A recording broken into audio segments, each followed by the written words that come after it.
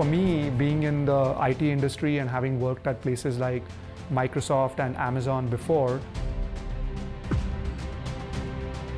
좀 더 자연, 좀 더 여유로운 분위기. 더 친밀감도 있고 소위 말하는 협업이 잘 되는 문화인 거죠.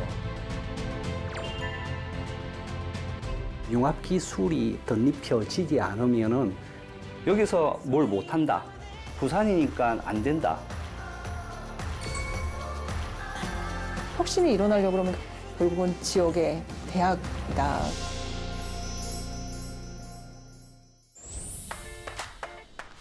전 세계 어디서나 더 나은 일자리가 있는 곳엔 젊은이들이 몰립니다. 그 중에서도 미국은 약속의 땅이란 말처럼 전 세계 젊은이들이 집결합니다. 그리고 그 미국에서도 캘리포니아주 실리콘밸리 인근엔 글로벌 인재들이 모여듭니다. 좋은 일자리가 많고 기후까지 좋기 때문입니다.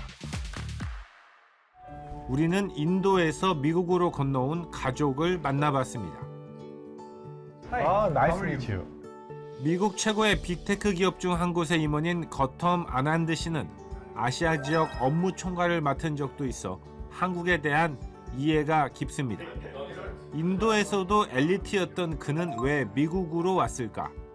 for me, being in the IT industry and having worked at places like Microsoft and Amazon before, I wanted to give myself the chance to learn new technologies and to be ready when new companies and new developments happen.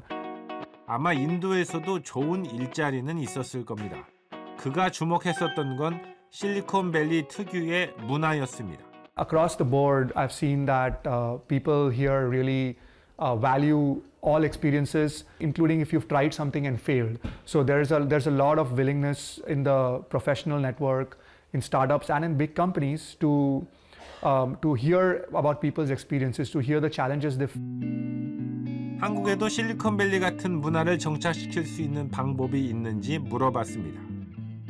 You want to welcome people who are coming from all over the world who bring something new and fresh to the table, and then you sort of support them through mentorship and through funding and celebrate initiatives, celebrate failure. That's what you want to do over a long period of time to create this. You know, Silicon Valley formed itself over almost 100 years, I want to say, like since the time that the Hewlett-Packards of the world were formed all the way to today. 물론입니다. 실리콘밸리의 이런 문화는 하루아침에 이루어지지 않았습니다.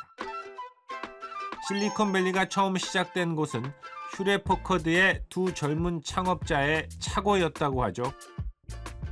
바로 저 집에 있는 저 창고에서 단돈 $538에 윌리엄 슈렉과 데이비드 패커드가 창업을 했다고 하죠. 그 슈렉패커드사의 태어난 그 지역이고요. 실리콘밸리 그 자체의 태생의 시작이기도 합니다. 벌스 오브 실리콘밸리라고 써 있죠. 실리콘밸리의 발상지, 뭐 이렇게 생각을 하면 될 것 같은데요. 이 슈렉패커드사의 성공 신화는 이 단 한 건으로 끝나지 않았습니다. 이후에 애플, 구글, 페이스북 등 세계적인 빅테크 기업이 계속해서 태어났고요. 이후에도 약 한 4천여 개 기업, 170여만 명 이상의 인력들이 이곳에서 그 실리콘밸리 생태계를 구축하면서 오늘날까지 미국 경제를 이끄는 원동력이 되고 있습니다. 실리콘밸리에 인재가 몰리는 또 다른 이유는 다른 곳과는 비교할 수 없는 정주 여건 때문입니다. 자녀 교육을 시키기 좋고 날씨가 좋기 때문입니다.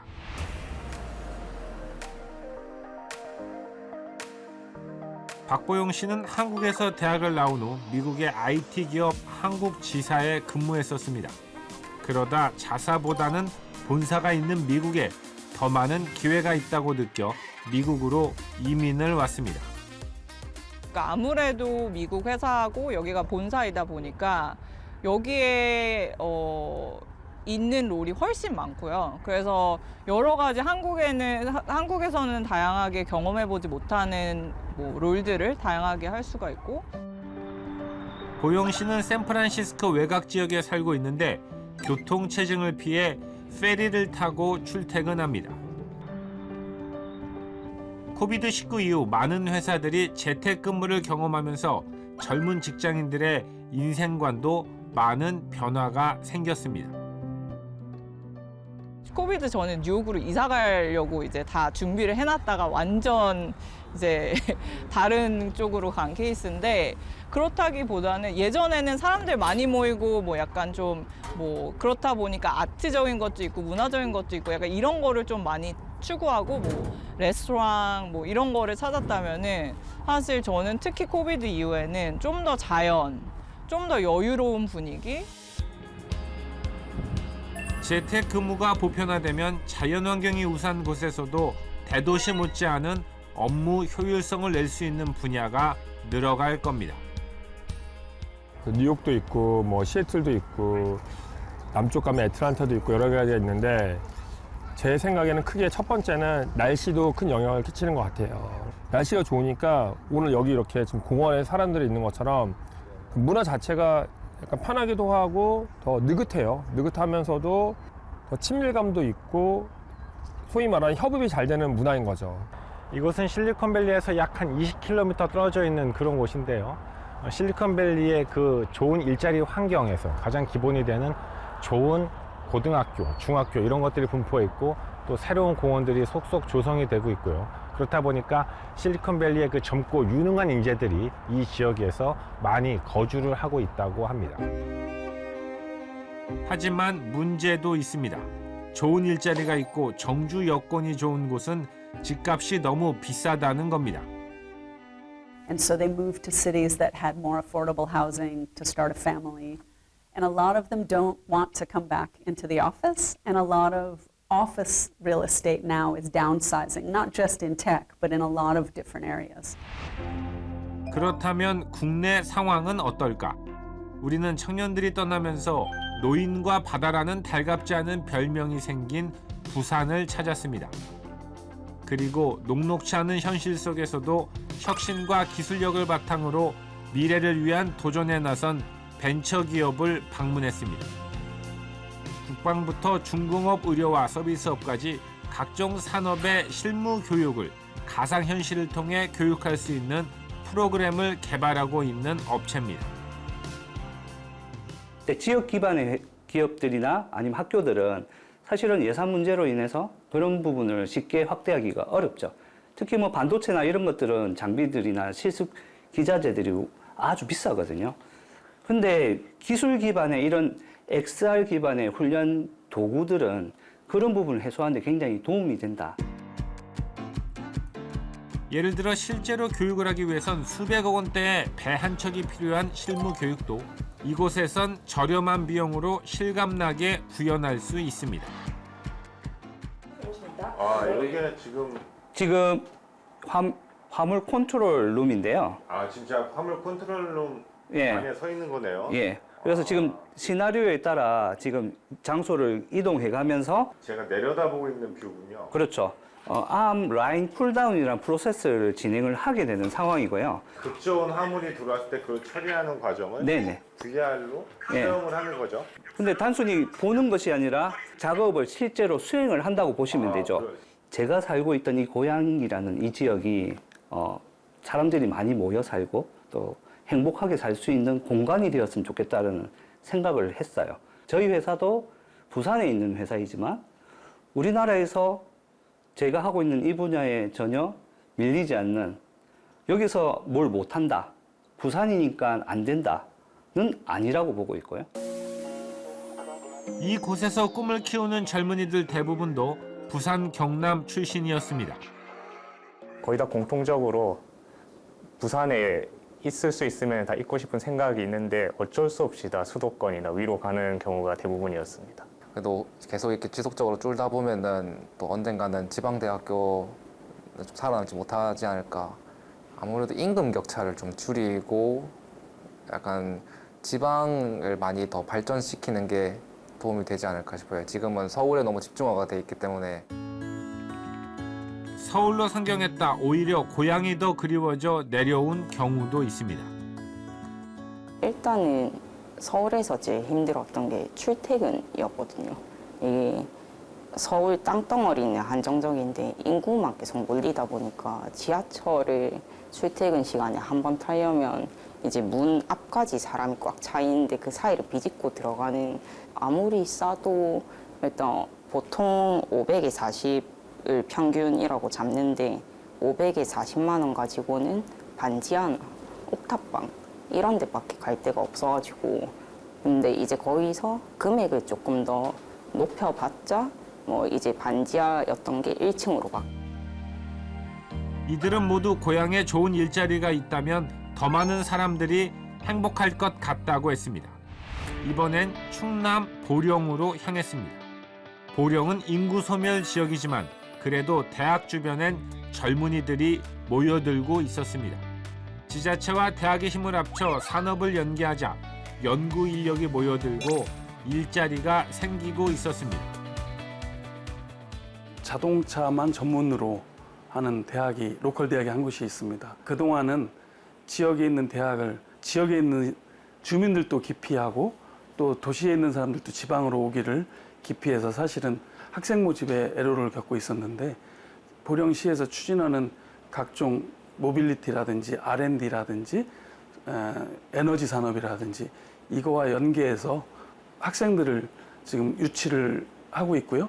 아무래도 수도권보다 일자리가 적은 건 사실인데, 나름대로 보령도 그렇고 천안도 그렇고 다 발전하고 있다고 생각합니다. 제가 천안에 살고 있는데 이제 같은 충남인데도 서울보다 보령이 더 멀거든요. 거리는 가깝지만. 그래서 그런 게 좀 최우선적으로 해결이 돼야 될 것 같고, 지역에서 어느 정도 이상의 스펙을 쌓거나 뭐 어느 정도 이상의 성과를 냈다고 하면 좀 더 큰 물에서 놓일 수 있는 그런 기회를 좀 만들어준다는 거죠. 뭐 말 그대로 글로벌 기업을 뭐 한다든가 글로벌 프로젝트를 할 수 있는 그런 기틀을 만들어준다고 하면 어느 정도는 뭐 지역에서 영위를 할 거고. 정부는 그동안 이른바 RIS 사업, 즉 지자체와 대학 그리고 다양한 지역혁신기관들이 전국 9개 지역에 지역혁신 플랫폼을 구축하고 지역 인재를 양성해 지방의 산업 생태계를 구축하기 위해 노력했습니다. 광주 전남은 에너지 산업, 울산 경남은 스마트 제조, 충북은 바이오, 대전 세종 충남은 모빌리티, ICT 등입니다. 또 강원은 정밀의료, 대구 경북은 전자정보기기, 부산은 스마트 선박, 전북과 제주는 각각 농생명 바이오와 그린에너지 모빌리티 산업을 위해 국비가 지원됐습니다. 부산 주위에 있는 이 조선 산업 같은 거, 그리고 이제 철강이나 부품 소재 산업 이런 것들이 있습니다.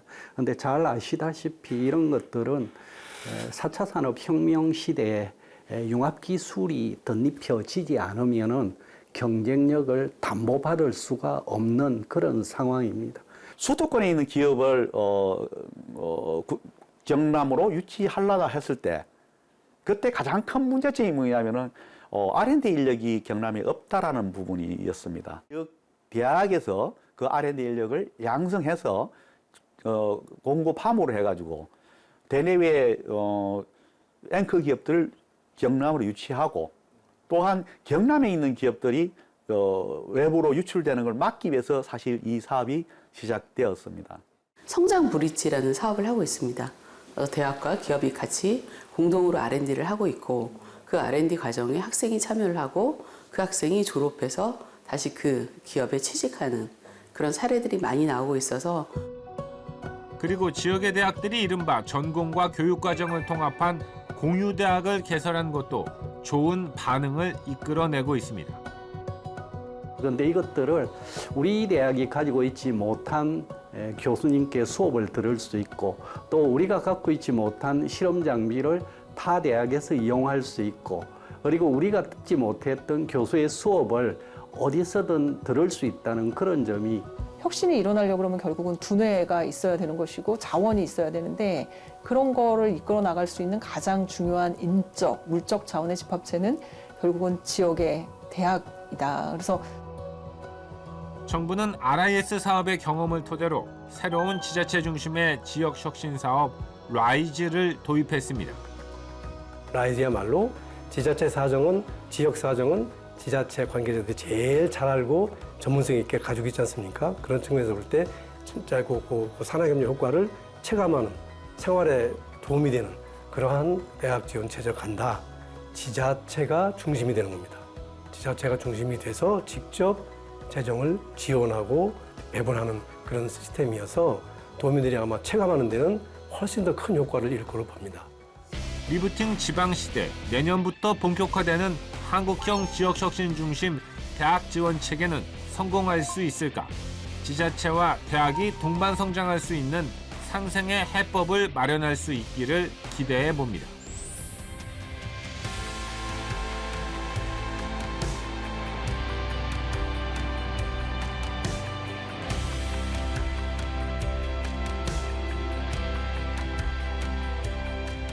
조기에서 스티브 첸이 유튜브를 창업하고서 얼마 후에 구글에게 천문학적인 금액을 받고